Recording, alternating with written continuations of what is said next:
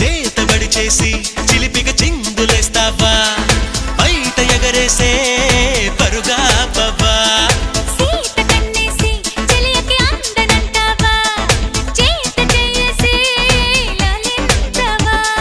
నడుగున ఊగే జడగంట తిప్పుకోక నీ వెనుక ఎగబడి రాగే చెలిమంట ఎంత చెప్పినా వినక